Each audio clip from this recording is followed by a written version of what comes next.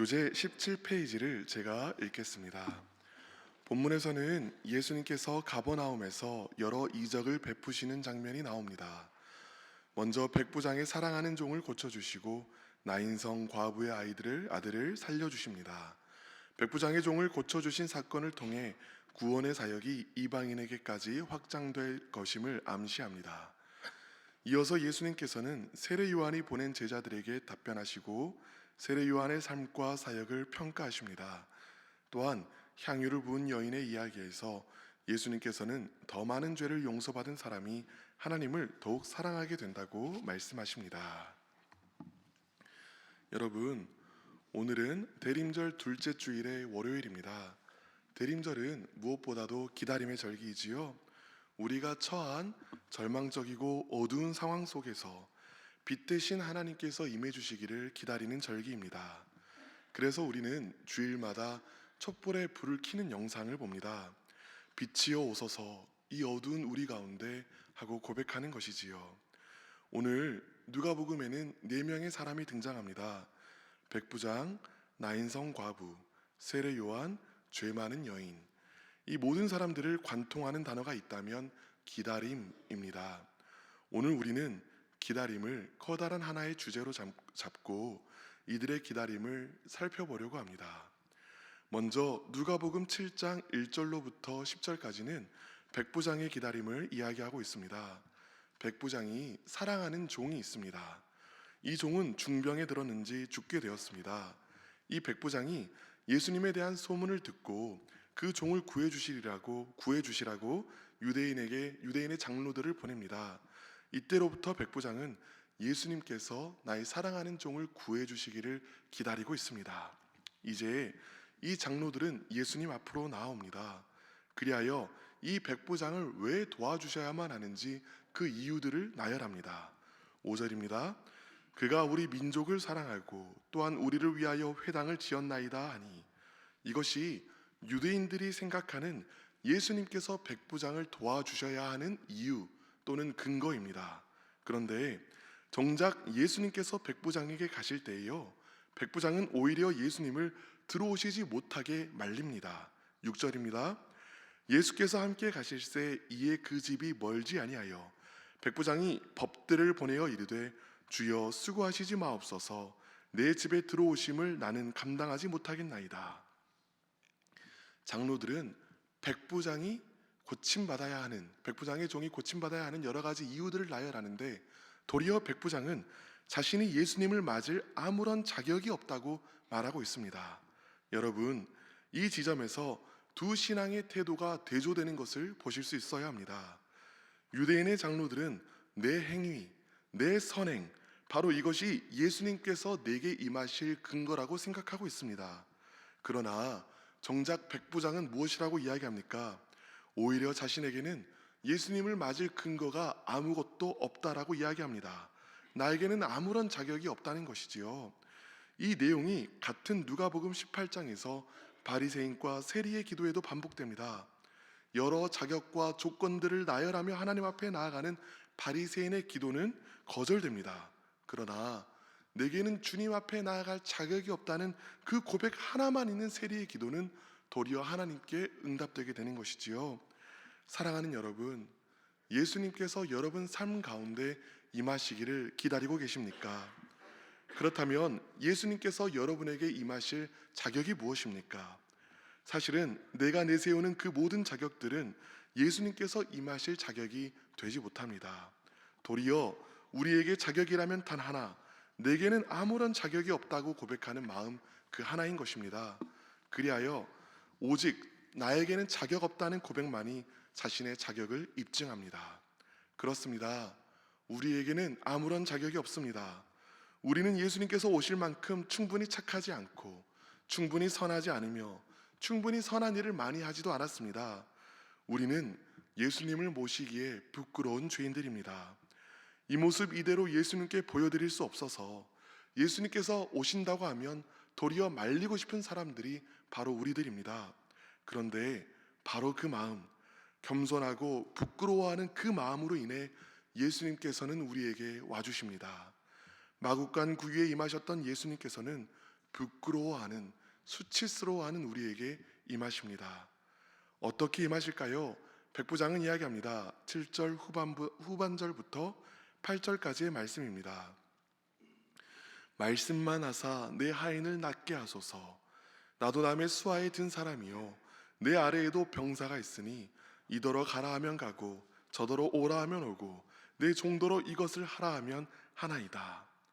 권위구조 속에 익숙한 이 백부장은 예수님의 말씀이 오는 것이 곧 예수님께서 오시는 것이라는 것을 잘 알고 있습니다.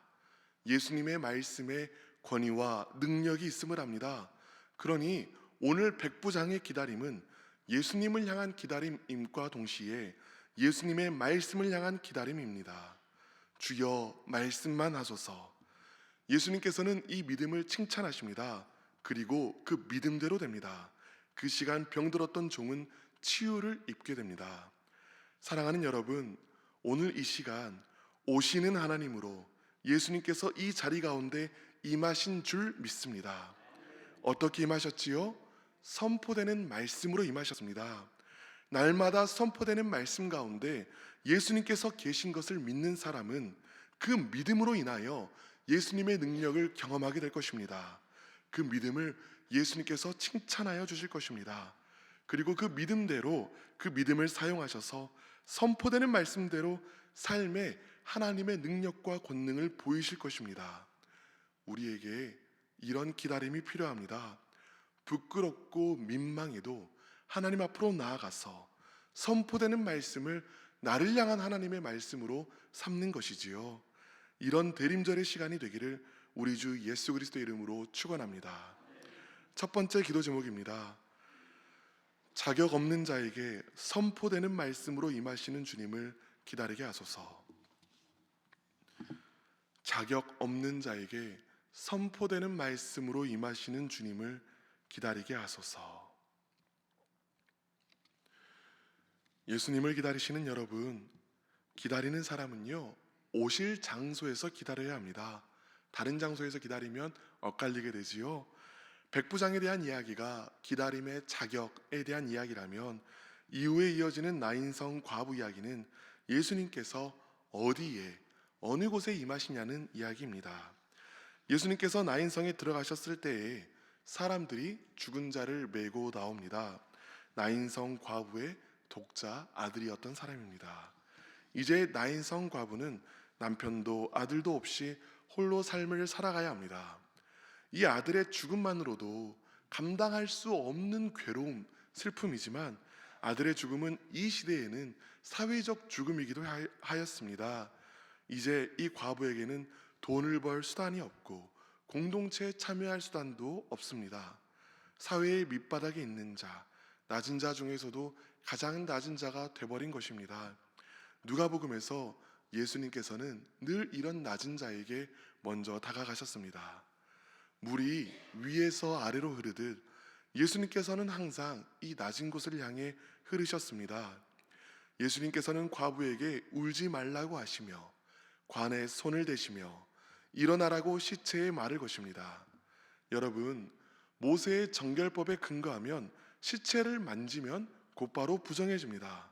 그런데 예수님께서 시체를 만지면 죽음이 그 사람 안으로 흘러 들어가는 것이 아니라 예수님의 생명이 도리어 그 시체 안으로 흘러 들어가게 됩니다. 그리하여 예수님께서 부정해지시는 것이 아니라 시체가 살아나게 됩니다. 백부장 이야기와 유사한 지점이 여기 있지요. 백부장이 차마 예수님을 모실 수 없다고 말하는 낮은 곳에 있었던 것처럼 이 아들은 죽음이라는 낮은 곳, 죽음이라는 어둠 한가운데 있습니다. 그런데 예수님께서 만지시면 생명이 이 낮은 곳을 향해 흘러들어가게 됩니다. 우리는 모두 예수님을 기다리고 있습니다. 예수님께서 어디에 임하실까요? 어디에 와주실까요?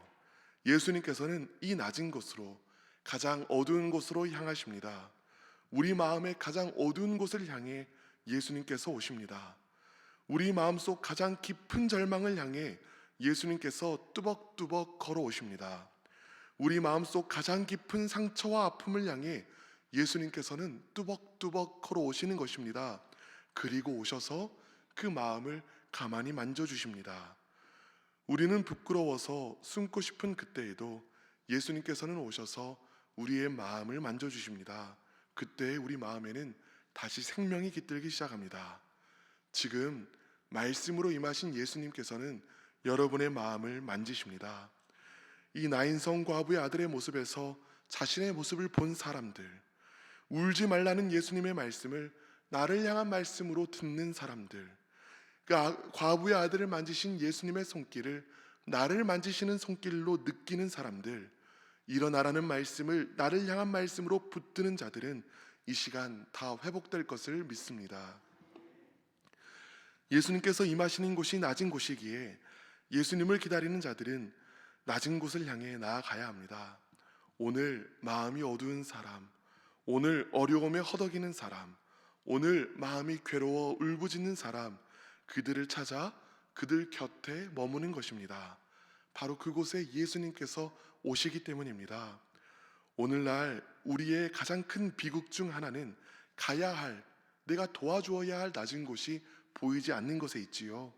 다들 잘 살고 있고 다들 건강하고 다들 행복해 보입니다. 인스타그램이나 페이스북과 같은 SNS는 이를 더욱 부추깁니다.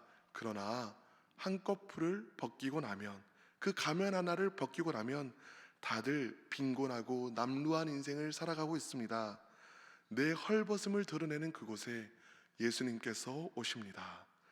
내 어려움을 고백하는 그곳에, 다른 사람의 아픔을 발견하는 그곳에 예수님께서는 오십니다. 사랑하는 여러분, 우리 신일교회가 이런 교회가 되기를 간절히 바랍니다. 두 번째 기도 제목입니다. 낮은 곳으로 임하시는 주님을 낮은 곳에서 기다리게 하여 주시옵소서. 낮은 곳으로 임하시는 주님을 낮은 곳에서 기다리게 하소서. 지금까지 기다림의 자격과 기다림의 장소에 대해서 이야기했습니다. 자격 없음이 자격이었고 낮은 곳이 장소였습니다. 이제 세례 요한의 이야기를 통해서는 기다림 끝에 찾아온 실망에 대해 이야기해 보려고 합니다. 실망이라니요. 그런데 세례 요한은 실망하였습니다. 여러분, 오늘 본문에서 세례 요한은 예수님께 제자들을 보냅니다. 세례 요한이 누구입니까? 광야에 올 길을 준비하던 자입니다. 누구보다도 적극적으로 예수님을 기다렸던 자라는 이야기입니다. 세례 요한은 예수님께 세례를 주며 예수님을 증언한 이후 지금은 당대의 폭군이었던 헤롯에게 바른 소리를 했다가 그대로 붙잡혀 감옥살이를 하고 있었습니다.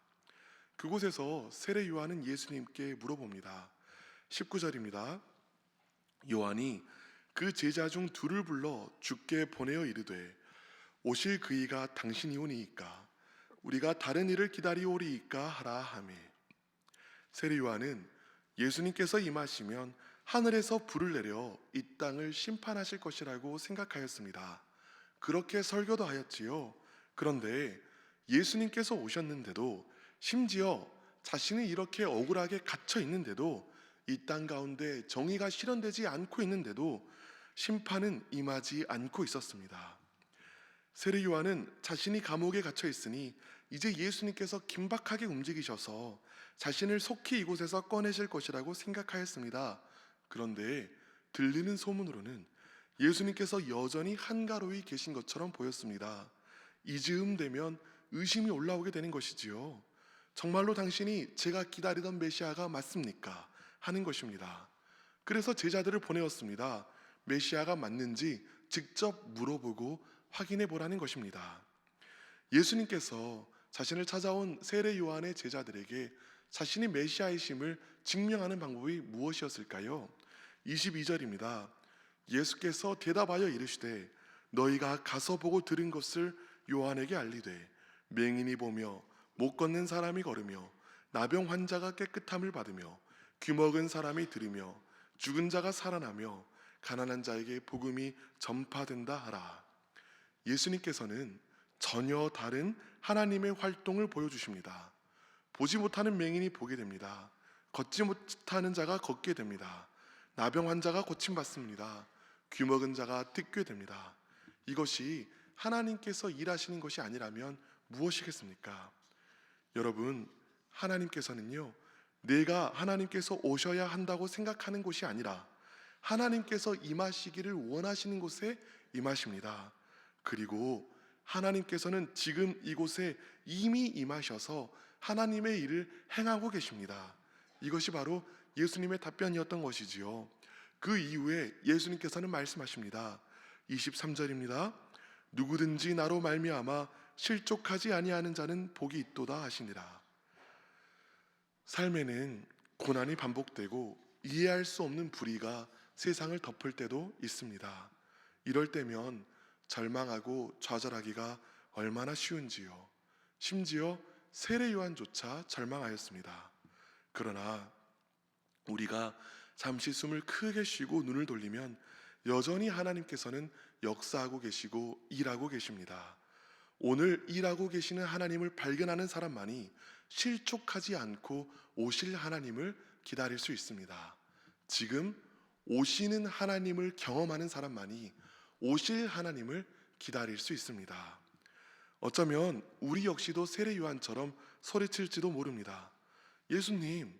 예수님께서 지금 이 삶 가운데 임하셨다면 이 문제 하나는 해결해 주셨어야지요. 그런데 지금 예수님께서 행하고 계신 다른 기적을 슬그머니 보여주실 것입니다. 아니 목사님, 그런 기적은 예수님께서 계실 때나 있던 거고요. 지금 내 삶 가운데에는 어떤 기적도 없습니다. 그런데 여러분, 정말 그렇습니까? 그런데 제가 보고 있는 기적들이 여기 있습니다. 그토록 피곤하고 지쳐 있는데에도 기도하려고 이 새벽에 나아오신 일, 이것이 기적 아닙니까? 도무지 해결되지 않은 문제, 산과 같이 큰 문제인데도 여전히 절망하지 않고 소망을 품고 기도하는 것 또한 기적입니다. 그렇게나 많이 상처받으면서도 사랑하려는 노력을 차마 내려놓지 못하는 것, 이것이 기적이고, 끊임없이 죄에 넘어지면서도 거룩하려는 노력을 차마 포기하지 못하고 있는 것이 또한 기적입니다. 이렇게 내 삶 가운데 벌어지고 있는 기적들을 가만히 지켜보면 고백하게 되는 것이 있습니다. 하나님께서 나로부터 멀리 떨어져 계신 것이 아니라 나와 함께 지금 이곳에 계십니다. 하나님께서 이미 일하고 계십니다. 그렇기에 우리는 하나님께서 하나님의 일을 하나님의 때에 이루실 것을 믿습니다. 사랑하는 여러분, 하나님께서 지금 당장 역사하시지 않은 것처럼 느껴지더라도 하나님께서는 하나님의 일을 행하고 계심을 믿으시길 바랍니다. 헤롯은 그 이후에 그보다 더욱 폭군이었던 로마의 칼리굴라 황제에 의해 폐위되어 심판을 받았습니다. 이처럼 하나님께서는 하나님의 일을 행해 나가십니다. 우리는 믿음의 눈을 열어 지금 역사하고 계시는 하나님을 바라볼 수 있어야만 합니다. 우리는 지금 우리 삶 가운데 역사하시는 하나님을 믿음으로 붙들며 믿음으로 오늘 하루를 살아내는 일이 필요합니다. 어두운 가운데 빛으로 임하시는 주님께서 지금 내 삶에서 어두워 가려진 우리의 믿음의 눈을 뜨게 하여 주실 줄을 믿습니다. 마지막 기도 제목입니다. 이미 나와 함께 하시는 주님을 바라보며 오실 주님을 기다리게 하소서. 이미 나와 함께 하시는 주님을 바라보며 오실 주님을 기다리게 하소서. 이제 세 가지 기도 제목으로 기도하겠습니다. 첫 번째 기도 제목입니다. 자격 없는 자에게 선포되는 말씀으로 임하시는 주님을 기다리게 하소서. 두 번째 기도 제목입니다. 낮은 곳으로 임하시는 주님을 낮은 곳에서 기다리게 하소서. 마지막 기도 제목입니다. 이미 나와 함께 하시는 주님을 바라보며 오실 주님을 기다리게 하소서. 그리고 어두운 우리나라의 상황 가운데 빛 되신 주님께서 오셔서 빛을 밝혀주시기를 간절히 함께 기도해 주시기를 바랍니다. 기도하겠습니다. 주여 믿습니다. 주여 믿습니다. 주여 믿습니다.